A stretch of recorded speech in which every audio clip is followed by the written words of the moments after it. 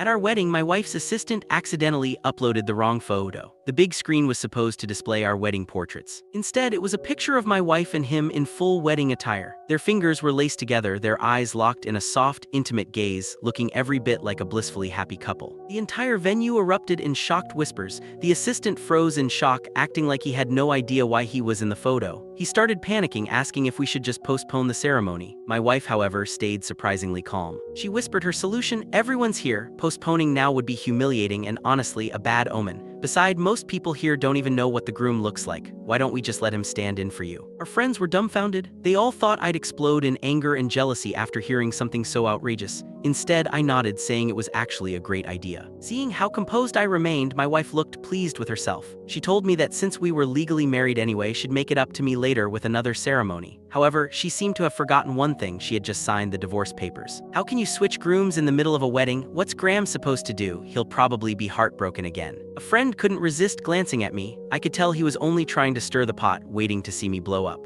Honestly, if this were before, I probably would have raged with jealousy and thought Lucy Leavitt's suggestion was absolutely insane. Yet now, to everyone's surprise, including my own, I was calm. After all, situations like this had happened too many times and I'd long gone numb. Ever since Zach Graff became Lucy's assistant, she had done countless things for him that left me stunned. When we went to the movies, she insisted on bringing him along. She claimed he was scared of the dark, then left me alone and went to sit with him. When I fell sick and urgently needed money, she told me to tough it out to build resistance, yet she turned around and bought a limited edition figure for Zach because he liked it. When we scheduled our wedding photos, she found an excuse to send me away. Then she snuck off to take wedding portraits with Zach instead. When I caught her, she wasn't even embarrassed. She simply laughed it off. Zach doesn't have a girlfriend, he just wanted wedding photos. What's wrong with giving him some? It's not like I'm actually marrying him. Now today, they really were getting married, and I was completely disappointed in her. I'm just handling an emergency for the ceremony. It's not like it's a real marriage. Lucy spoke as if nothing mattered. Right, Graham? You're right. I nodded, took off the groom's boutonniere, handed it to her, and ignored the awkward looks around us. Then I turned and walked straight out of the hotel. Even as I stepped outside, Lucy didn't come after me. Behind me, thunderous applause erupted as she and Zach took their spots at the end of the aisle. When no one else was looking, Zach turned back toward me with a smug smile as if announcing his victory. I wasn't surprised. I had known this wasn't an accident. It was Zach deliberately provoking me, and Lucy wasn't oblivious to it. She just let it happen. She had always indulged him without limits. At the company, everyone had to call her President Leavitt, but only Zach was allowed to call her Lucy. Others would get chewed out for the smallest mistakes, but even if Zach caused major problems, she pretended not to see a thing. Just a month ago, Zach's mistake cost the company a contract worth millions. Everyone was furious. Yet to calm people down, she didn't discuss anything with me. She simply pinned the blame on me and hit the link in my bio to get the full story for free.